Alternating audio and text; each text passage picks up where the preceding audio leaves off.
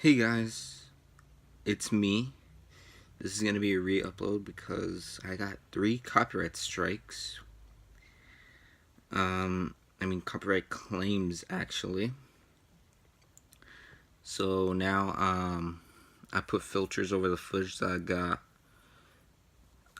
basically claimed and all that, and so they won't come after me. I put 3 filters over 3 pieces of footage, and put another filter on an extra piece just in case if they try to go after that instead. Don't worry, I have video proof. If they try to do that, I'll dispute them because they didn't claim that footage back then, and by then, and they're gonna try to do that with a different piece of footage. I'm gonna dispute that. But thank you guys for watching. Thank you guys for watching this, and let's get right back into the video. Hey guys, and Merry Christmas to all when I'm filming this, or Happy New Year's, or whatever the hell I'm uploading this. But this is gonna be my top 10 games of the year that I played. Okay, disclaimer: I'm gonna put games that came out last year, but I'm gonna put them in the list because these are the games I've played this year. Okay, that's my disclaimer. It can be released in 2015, still be on my list. It can be released in 1999, still be on my list if that game's good enough. But yeah, those are my rules, and yeah, that's my protocol and that's my rules. So let's get on right into the list. Guys, my number 10 spot is Doom, and the reason it's up here is because I love Doom, and holy shit, it's a good game. It's just there's so many other good games here, but it's also tied with my number 9. But Doom, the story, dude, it's so fucking awesome, and Panic Button did a so wonderful job porting it over to the Switch. It runs at 30 frames per second, okay, but it does that really well. There's barely any frame rate dips at all. If you want, you have to try for the frame rate to get crappy, okay? And the story is so good. I'm not going to talk about it. I'll probably review it. I promised that like 6 months ago. I'll probably review it next year. That with Doom, okay? Doom, it's so gory and I love it. It's the really, really good first-person shooter other than Wolfenstein 2. I haven't tried it. I haven't even got it yet. But I heard it's really good. But Doom, it's so well done, and you get to go to hell. You actually go to hell, okay? But you actually start on Mars, and somehow there's a portal to hell that comes down and tries to take over and tries to kill all the human population that's on Mars, and you're the only one that's alive. So then you're badass enough to kill all those goddamn monsters, and you get a bunch of guns on the way. Like, and there's a mechanic in the game where, like, if you damage the aliens enough, the hell monsters enough, you get to you get to use the stab button, but instead of stabbing them, you get to break their necks, tear their heads open, freaking punch their heads in, freaking kick their heads off, and all that crap. It's so awesome. Oh my god. And there's like power-ups where you get to do that all the time, and when you do that too, also they also give you health and extra ammo, and there's a chainsaw in the game where, like, it's basically a stabbing move, but you get to use it, you get to get a bunch of a crap ton of ammo. And there's also the BFG, it really means big fucking gun, where it's like nearly an instant kill, okay? It's nearly an instant kill. It's not an instant kill on bosses, which there's like I think a few of them, but they're hard as hell, but they're fun as hell. The game is hard as hell in general, and it's fun. And there's online multiplayer, and the online multiplayer is more to be desired feel like it feels like Halo but dumbed down, but it's worth it, and I recommend you guys get it. I think it's like $30, but that's my number 10 on my list. And guys, my number 9 is LA Noire. And you guys might know what LA Noire is. It's because it's made by Rockstar Games. And most of you know who Rockstar Games is, or may know the games that they made. GTA, GTA 5, GTA 4, 3, 2, 1, Red Dead Redemption 2. And they made LA Noire. LA Noire, it's based in the 1950s or 60s if I remember, or the late 40s to mid 1940s to 1960s, if I believe so. You're this cop who basically has to crack down cases, and you get to interrogate people, and you have to really look for clues, okay? You have to look for clues and find the best evidence that you can propose, and you can basically bring people to justice. You can solve murders, you can solve random cars in the street and why are they there and why it's covered up with blood. You can solve hit and runs, you can solve disappearances. Hell, your first case is you have to solve a murder where some guy's freaking brain splattered everywhere in an alleyway. And the side story is that your main character fought in the war. I haven't finished the game yet, okay? I'm far from finishing it, but what I've looked so far, he had a tragic past, and there's more. I bet there's more into the game, and more and more detail and more gripping story. And I forgot what they call the main character, Phil or Cole. If I remember, so Cole. And like I said, you're a cop. You have to propose the evidence, and you guys get to remember the evidence, and you gotta remember fast. Okay, you gotta remember it. But the only drawback from it being number 9, it's because it's one of those games where like you have to like play long sessions of it. You do. It's on like Super Mario, where like you can do a short session and you're done. You can go do something else. But with LA Noire, you have to play for a long time. And if you're gonna keep doing it, and if you're in the middle of doing something groundbreaking in quotes in the game, you have to play immediately, like an hour or the next day. You can't play it within the next week because you might get lost. Good thing I usually do 1 case a day, or 1 to 2 cases, leave, play a different game, and then like in the next 2 to 3 days I come back and I remember everything. That's I'd prefer you guys to do that if you guys are gonna do like short sessions of the game. It's really fun. The characters are really expressive, and you get to like chase down cars, shoot down people. Heck, one of your I think it's your second mission. You have to like take down a bunch of people, a full bank of people. You have to kill them all because they're trying to rob the place and kill people. Okay, and one of the missions is when you have to solve stolen cars reported stolen. Okay, you have to find out why the cars are stolen, or while they're filed stolen. And you go to a big warehouse where all the stolen cars are there. You have to take down an entire warehouse of men, okay? A warehouse of men, and kill them all. And you only have a partner to help you out with.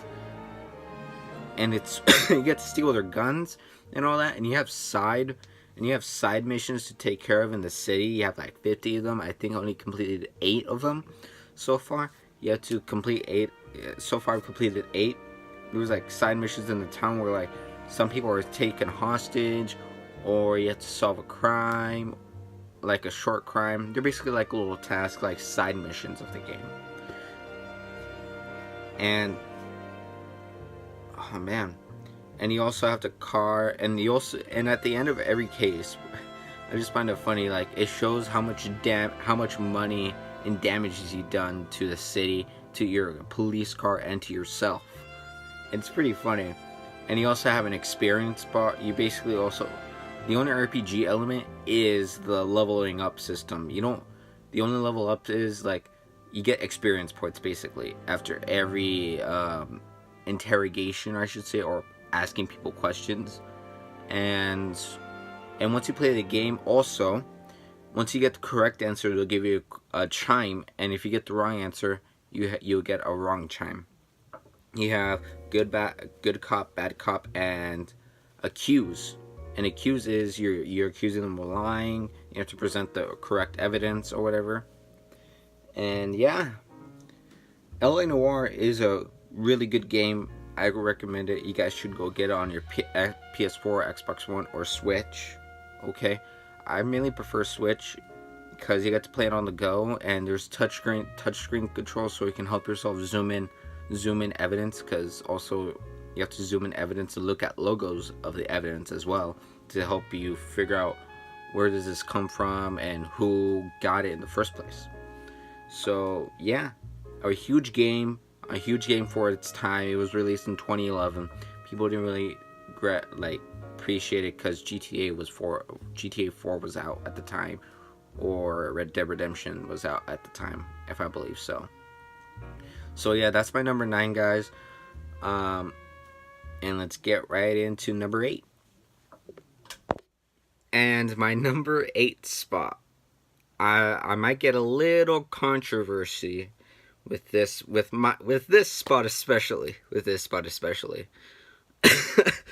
It's Fortnite, okay? If this was early in the year, I probably would have said it was probably in my top 3, or if not, my number 1 game. The reason I say that it's my number 8 now, it's because I wouldn't say the toxicity.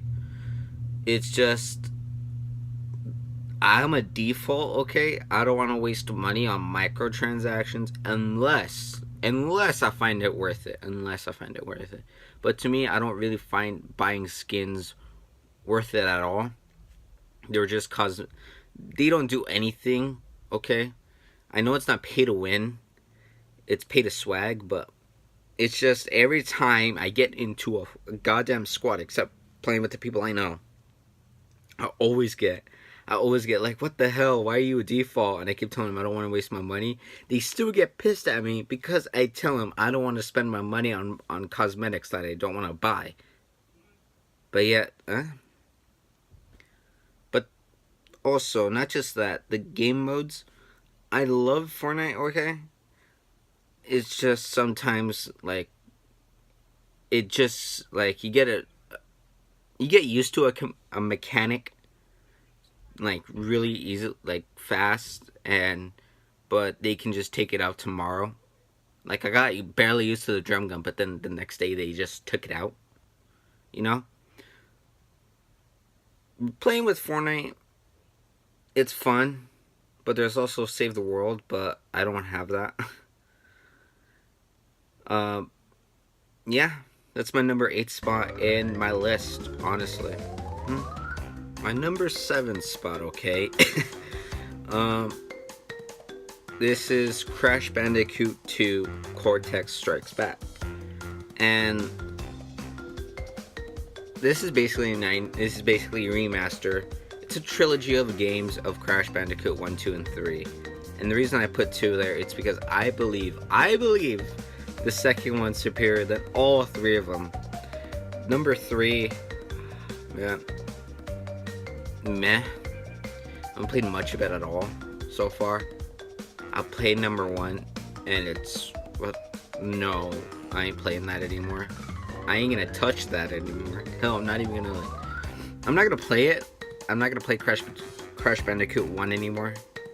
But I will play Crash Bandicoot 2 and 3. But I believe Crash Bandicoot 2 is the best. It's because, basically the plot is, unlike any other game that I actually talked on the list, this one actually has a plot.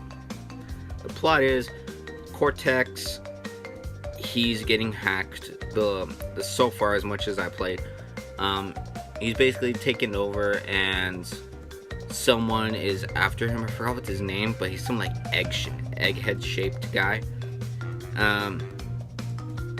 that Neocortex, I believe he's not a part of the evil scientist society or whatever, but he wants you to get these gems to help him out or whatever so it can help him and Crash for the better of humanity or whatever. I don't believe him, but I'll just get to the rest of the game and see if that's true. But you have 5 state. The first part of the game is you have to complete 5 levels. Then you have to find these gems in the levels. But they're really easy to find. You don't really have to like treasure hunt them or grind to find them in each level. But they're there, but you also have to get them. And there's also like extra collectibles, like a diamond in each level, if you're a completionist type person, basically. But with Crash Bandicoot 2, as well as you're exploring, you also get rewarded. Like, you'll get rewarded with mangoes or the tiki mask. And if you find enough of tiki masks, I believe so, you'll be invincible for a short amount of time. And you're basically like goddamn god in that space of time. But you just need to find the gems, and it's really fun. The mechanics, people say they're tight and he's heavy. Yeah, Crash is fucking heavy. Like, once you jump in the air, he's like an anvil. He just dives down. But the controls are alright. I'd say they're not the greatest of them at all. I believe the originals have better controls, and I played them. Okay. With an emulator. I don't promote piracy, but yeah. So yeah, Crash Bandicoot 2 is my number 7 spot.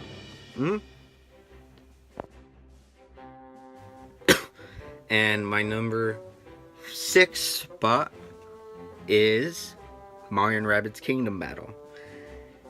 And that might be another controversy, but really, with Mario & Rabbids Kingdom Battle, people say it's the best RPG on the Switch, and IGN gave it a good review. But I played it, I nearly beat it. Then I got my new Switch. Then my save data was gone, and I had to restart, and I'm restarting. But what I've remembered and what I'm playing right now, even back then, I sort of couldn't find what people found interesting or like groundbreaking of the game, because people over exaggerate. Oh my god, this is a new revelation. They're basically saying like this is a revelation that this is really the only good RPG since, I think, Paper Mario of the Thousand-Year Door. Then other than the freaking community crazing out of me not goddamn, this is not really organized as I thought it would be. But basically, with Mario & Rabbids, I don't really find the appeal of what the whole deal is. But like, once again, as much as I played, the story is actually really interesting. The story is the game starts with a cutscene that about a Nintendo fan humming to herself, making a headset so where she can literally fuse things into one thing. So then that will play a part in the game so much. So then randomly she's gonna go take a break. But also, I forgot to mention as well, in the headset there's also an AI. You know how like Tony Stark with the assistants and all that in his Iron Man suit, that the thing has also. So then randomly a washing machine appears in her room, and there are rabbits in it, and the rabbits make chaos around the room. So then some rabbit got the headset, put it on, and started fusing things together. Like, cause also she's a Nintendo fan. The person who made the headset has Nintendo figures in her room. So one of them got fused with Peach, one of them got fused with Luigi, Mario, and Donkey Kong, if I believe so correctly. They all get sucked back into the washing machine. They teleport somewhere, and they teleport to the Mushroom Kingdom, and that's how the game starts setting off. And Bowser Jr. gets somehow also relegated into the plot as well. And some of them also, and some of the rabbits as well. Some of the bosses control wind and lightning and all that because of the goddamn headset. And the rabbit also fused with the headset as well. So the story is goddamn gigantic. Also the graphics are beautiful. The game looks beautiful in general. I don't know how the hell they got that much good looking on the Switch without bad frame rates. But yeah, Mario Rabbids is my number 6 spot on my list. And my number 5 spot, guys, it's Sonic Mania Plus, bro. Come on, dude. When Sonic Mania and when Sega was doing the 25th anniversary stream, I was watching it, and it was bad. Okay, the stream was terrible. I had so many goddamn crashes and crap. But then when Sonic Mania was announced, I legit okay, I'm not kidding. That crap actually did bring a tear to my eye. I was actually crying during that goddamn presentation, bro. I'm not lying. Because I was like, oh my god, my childhood. Oh my god, they're actually bringing back classic Sonic. Oh my god, dude. I was actually crying. Oh my god. Dude, the game, dude. I swear to god. I'm not spoiling this game. I'm spoiling the other games, but I'm not gonna spoil this game because, goddamn, the game is so awesome. The pixel art is so good. The reveal trailer is so awesome, and the Sonic Adventure cartoons they made, all 6 of them, are so wonderful. You can watch those on Sega's official YouTube channel. Those cartoons are so funny and so good and so fluid. And with the Sonic Media Plus expansion, that's $5. You get an extra zone, and you get 2 more characters to play as. And you can basically get 2 more endings, basically, with those 2 characters. But holy crap. Oh my god. The reason it's number 5 on the list, it's because it's a prequel of a certain game that I was disappointed by. Yep, it's Sonic Mania is a prequel to Sonic Forces. That's why it's number 5 on the list. My number 4 is also going to be quite a shock for you guys. And it is Hollow, not Hollow Knight, Hollow. Basically, it's a horror. Okay, I got this game when it was on discount, and it was $2, okay? I thought it was going to be a good experience, and it was. Holy shit. The game looks so good. And it's basically a horror game. I'm not going to kidding you. I got scared a couple of times because of the game. But holy crap, dude. It's like Resident Evil mixed with space and like advanced technology. And mixed with that. And mixed with... How do I explain? Oh my god.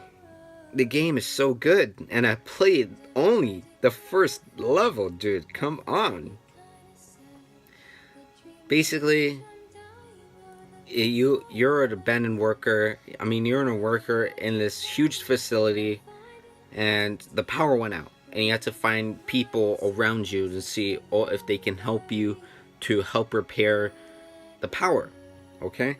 But there's nobody there. The first person you see, their head is clean off. I swear to you, their head's just completely off, okay? Just cut off. But you can also find weapons such as guns and wrenches. But then once you get to the top level, Holy crap, there's like something. There's like a monster, okay? I don't know how to kill it. I can't find the gun. Because you can find ammo. And I know you can find a gun somewhere. But I'm not going to spoil it for you. I'm not going to show you what kind of monster it is or where you can find the thing. You'll find it on your own. But holy crap, guys. I think the game is like $15. I believe you guys should definitely go buy it. Because the game looks gorgeous, has great plot, has really good scary moments. And the game just flows well, and it has, I think it's at 60 frames per second. It's utterly beautiful, guys. I think you guys should go buy it. And this is why it's on my number 4 on my list. With my top 3, I'm gonna go with the extensive, and I do mean extensive amount of time with these. My number 3 is Dragon Ball FighterZ. I know this might not come to a shocker with most people, and especially people who know me. Okay, I've watched Dragon Ball Z. I've watched all of Dragon Ball Super, and then when I found out they're gonna make a 2D styled team-based Dragon Ball fighting game, I was shitting my pants, dude. And then I didn't have a PS4, so I had to rely on my cousin to let me play the thing because he has it, and I had to keep nagging him for me to play the thing, okay? And I loved the game. I just played versus mode. That's all we played because his dad was playing story mode. But holy shit, the game is so fucking good. There's so much fast-paced action, so many creative combos, so many goddamn trapping systems, and he can choose 3 characters, and he can switch them out, and he can do fucking supers too, like level 1. You do level 1 supers, basically, level 1 as well, and lead them to level 3. There's like so many creative combos in the game. I'll put them up screen to show you guys what kind of insane goddamn combos they're in this game.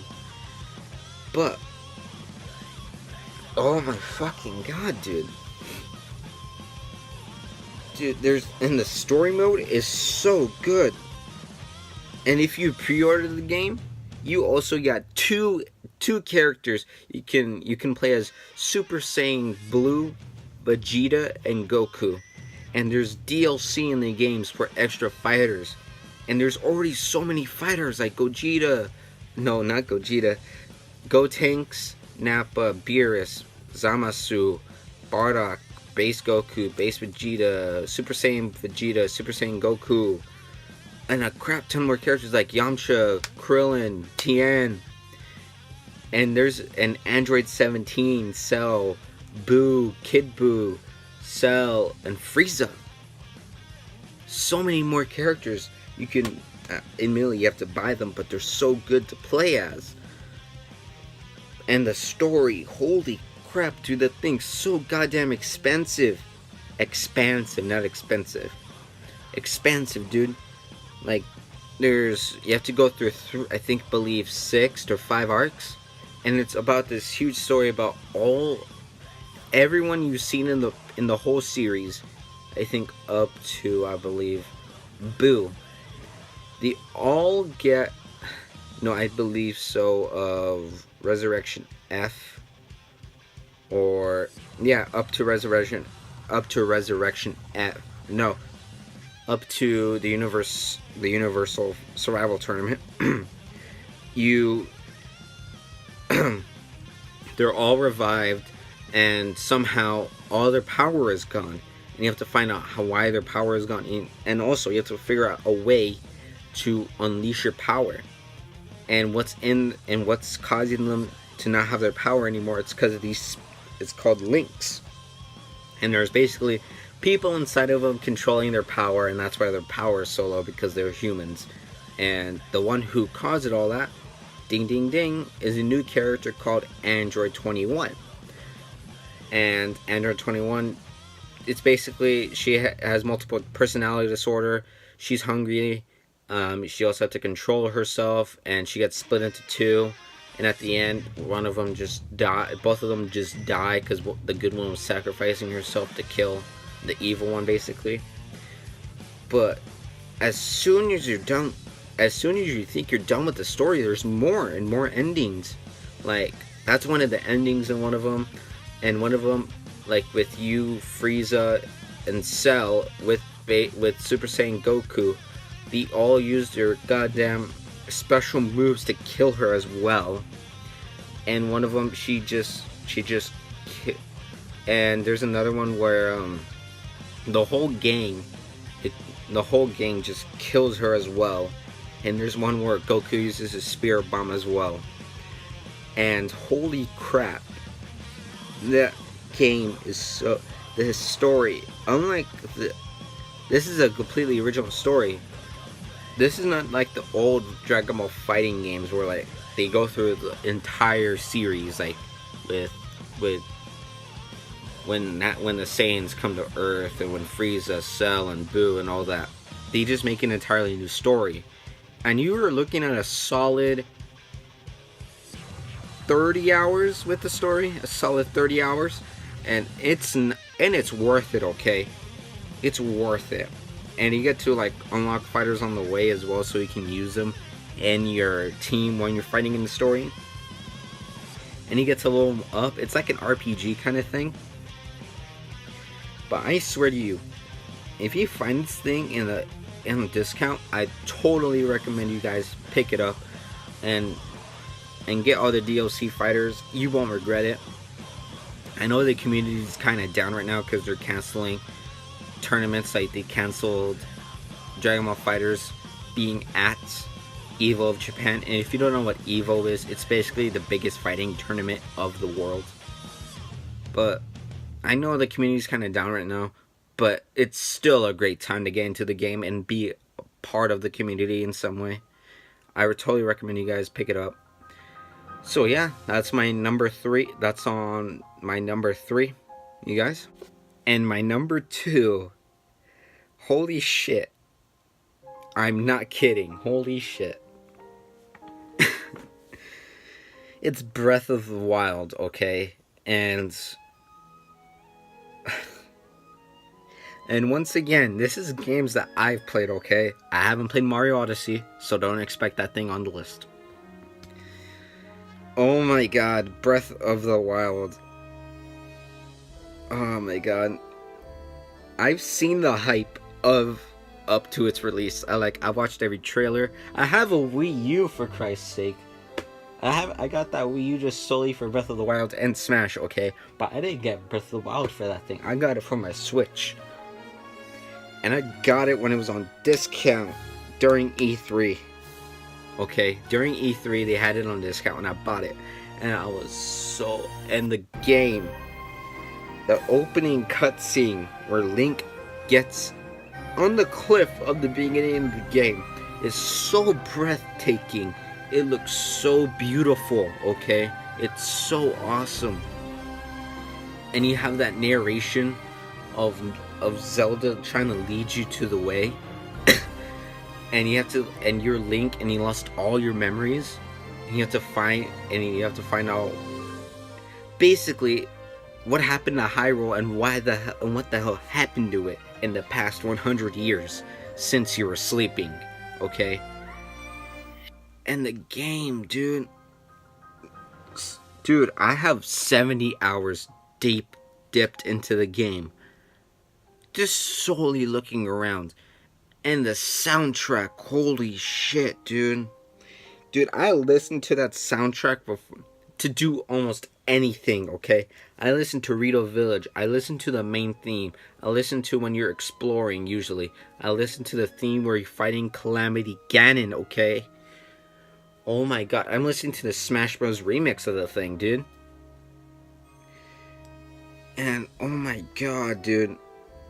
I know it's $60 now, but get the thing. Get it. Just get it, dude. You're basically, you have to find the story.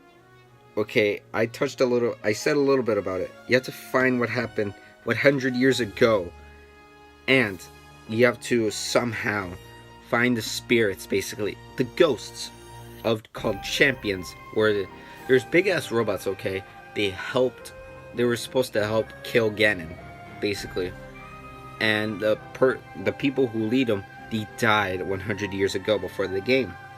So then you have to find them, but they're trapped because Ganon is ruling Hyrule, basically. You have to kill the versions of Ganon every time, and there's 4 champions. There's one that controls the storm, one that controls the rain, one controls the wind, one controls the fire.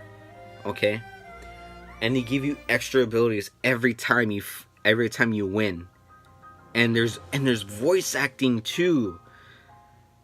And especially when you get to a high peak in Breath of the Wild, I mean on a mountain, you will see so many beautiful things, dude. Hyrule looks so beautiful. And there's like certain places where you can go. Like there's an island where you're stripped of anything, okay? Everything. And you have to somehow survive on your own to complete this whole challenge. And there's these things called shrines where they're like mini dungeons if you played the Zelda series before. And if you beat those dungeons, they're basically puzzles. They'll give you spirit orbs, and you can use those spirit orbs to increase your stamina or give you extra health. And you have to go to a statue of the goddess of Hyrule. And you have to exchange the spirit orbs, but you have to have 4 spirit orbs to get at least 1 heart container or increase your stamina. But there's also an evil goddess of Hyrule as well, where she has to take 1 heart, like one of your heart, and she'll exchange it for rupees, or you can basically give her a heart, increase your stamina, give her some of your stamina, increase your hearts. If you're desperate for that kind of stuff, so yeah, it's worth it for you, so you can go to her. But there's so many shrines, dude. There's like over 100. There's like over 100 shrines in the game, and there's so many. And there's these things called Korok seeds, where you also solve puzzles in the main world, or they give you like little seeds, and you can find this big Korok tree, where he can get, if in exchange for Korok seeds, he'll increase your inventory. And there's 999. There's like nearly 1,000, if I believe so, or just 100 Korok seeds in the game. Okay, and you can just explore the game. You don't even need to beat it. And at the beginning of the game, they present you that you can beat the game immediately. You can just go up to Hyrule Castle and just beat Calamity Ganon. That's it. But if you want to try hard, get good, and actually try to get the true ending of the game, you have to grind. And getting the champions also help you out. Like getting all 4 champions, once you get to Hyrule Castle and about to fight Calamity Ganon, they take away half of its health. So basically, if you get 1 champion, it will take away 25% of Ganon's health, basically. No, I don't know what the hell. So screw it. They'll take away some of Ganon's health. And dude, the fights in the games are also fast paced, and they're also stressing in a good way. I mean, like you have to react really quick. And there's also a mechanic in the game where, like, if you dodge, it can do like a quick time event. Like this is the goddamn Matrix, where you can attack all rapidly and shit. And you can also go to villages and ride horses, and you can get the Master Cycle, but it's DLC. You can ride horses. You can also glide in the air, and you can also stop in the air like it's also the Matrix and shoot out arrows. There's also like so many kinds of arrows, like shock arrows, ice arrows, fire arrows, special arrows to take care of guardians. And what guardians are, they're like little octopus things where like they shoot arrows. I mean, they basically shoot laser beams at you. And there's also little ones you have to fight in the shrines, but they're not that strong. But with the octopus looking ones, you have to take out their legs. And you can also shoot things in the head and hit them in the head to get confused. So then in the world, there's so many locations you can go. Like there's one just called the Lost Woods where you can find the Master Sword, okay?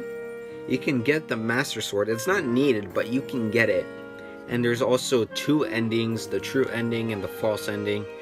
I haven't tried the false ending. I only got the true ending. And if you also want to get those endings, you have to get all 18 memories. And all those 18 memories do, and you help Link figure out what he did and what he was 100 years ago. And they'll also figure out some of his past. Like there's a clan called the Yiga clan that's after him, because they believe, if I believe so, they think he's an evildoer, if I remember. And you can also like interrogate, like you can like break into their base and basically blow up their base and assassinate everybody that's in their base. But you can also find them as well in the normal world that's disguising as regular people. And if once you beat them, they'll give you rupees. And what rupees are, they basically are the currency. God damn. The game is too big to explain in this little list. I'll probably do a full review. I probably did most of it already by now. But I'll do a full review at some point about the game, because the game deserves a whole video on its own. And I'm nearly spending 10 minutes on explaining on why this is on my number 2 on my list. But holy crap, this is a good game, guys. And this is number 2 on my list, okay? You'll see what's number 1. And my number 1 in my 2018, the 281138 game of the year is Smash Ultimate. And I know it's barely 2 weeks old. I know. And holy shit, guys. Holy fuck. The game is so good. I went to the midnight release, okay? I got the poster of Smash Ultimate.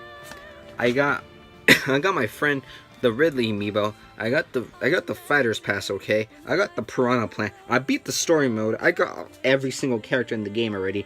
I spent like 50 hours in the game already. I spent 28 hours in the story mode already. I spend so much time in the game. I spend so much time online too. I might consider getting into competitive play, especially with Smash Ultimate. Holy crap, guys. With Smash Ultimate, it's so fast paced, like I said with the other games. No, this is super fast, okay? You won't even know what's going on the screen if you see top play, okay? So and it's so smooth too. Dude, it's so smooth.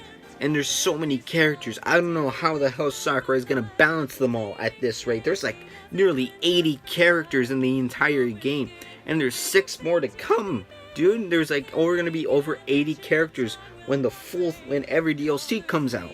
And there's rumors that another season might come out with leaks, dude. And the game looks so beautiful, and there's so much music in the game. There's over 1,000 soundtracks, dude. And there's over 100 stages, and with the soundtracks, there's remixes of old songs, like with the Breath of the Wild theme, like I mentioned earlier. The music is so, oh my god, and the stages, there's with entirely new stages from Mario Odyssey, Breath of the Wild, and they made entirely new versions of Final Destination and Battlefield. And there's over 100 stages, and it comes with old and new ones as well. Like there's Green Greens, Battlefield, Final Destination, Smashville, Town and City, the Final Fantasy stage, the Bayonetta, and all the freaking and there's a Castlevania stage too. And holy shit! And with the story, oh my god, it's so big. I might even not finish the whole explanation. God damn. And there's Inkling. I'm looking at the freaking case right now. There's freaking Sonic. Goddamn Cloud, Simon, freaking King K. Rool, Incineroar, freaking Pichu. Every single character from every Smash game before is in there.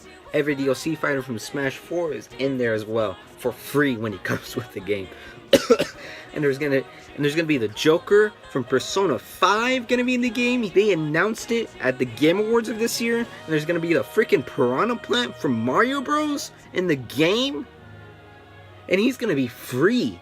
Okay, you have to get the game before January 31st, and you have to get the My Nintendo points if you want to get him free. Okay, he's a free DLC character for a limited time, bro. Come on, it speaks all in for itself, bro. It has a story mode, has good online. Hell, it has like its own. It's basically like if you get yourself high ranked enough, you'll get into Elite Smash. It's basically like you're a pro at the game, basically then. And then there's like you have to unlock all the characters. The CPUs are hard as hell, especially on launch, dude. I couldn't beat almost any goddamn CPU if I tried my hardest. I have to go all pro, like freaking like melee and Rumble combo style. But holy crap, dude! I waited 9 months for that game, and the wait was worth it. And I made to the midnight launch of the game. It was so awesome. The line was huge as hell. So many people were so hyped for the game. The game is so well done. Holy crap, dude! I'm gonna make an entirely new video on the game. I'm making an entirely new video on Breath of the Wild and Smash. But that's my number one, guys. Okay, if you didn't see me overreacting on how good the game is, this isn't that should speaks for itself how good the game is, guys. Okay. God damn. Thank you guys for watching. Happy New Year's. Might see, I don't know if I'm gonna upload at all this year. Fuck it. See you next time. Bye, guys. And have the greatest day ever, guys. Holy shit, Smash is a good fucking